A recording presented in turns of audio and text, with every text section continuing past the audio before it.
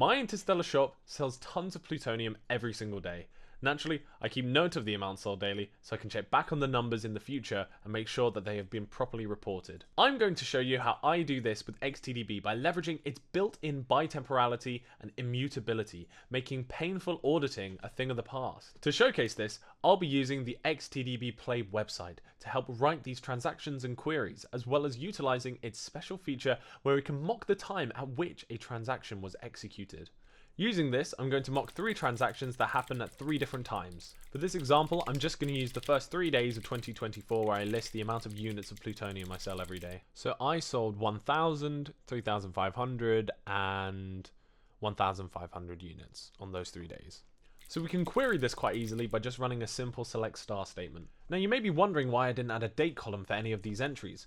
Thankfully, XTDB automatically keeps track of the valid time at which a transaction occurs.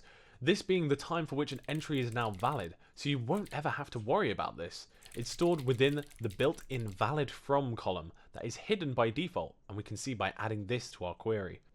I just realized that after recounting my total stock, I only sold 2,500 units of plutonium on the second. I must have accidentally entered the wrong 1,000. Conveniently, XTDB will let me set the valid time manually, so I can just create a transaction that will retroactively correct the daily amount sold to be valid from the date in the past. For this, we use the valid time syntax to specify that the data is going to be valid from a specific date. I can also go back and ask XTDB to return all of the data that was valid on a given date, such as the 1st, 2nd, and 3rd of January. XTDB not only records your valid time for transactions like we'd previously said, it also bitemporally records the system time for it in parallel. Every time you insert, update, and change data, it will record the system time in which you have done so.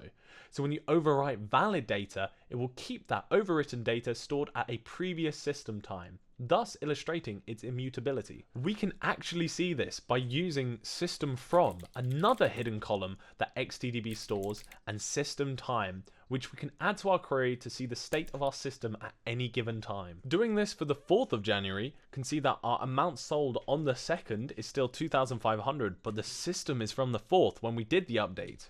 So with this, to help give the inspectors what they want, we can look back to what data was valid on specifically the 2nd within our system and use this for our report. Here we actually find our original 3,500 units sold, so that's perfect. If you ever want to see all the data that was ever stored in the system at any point in time, then you can just use all within your query to specify this.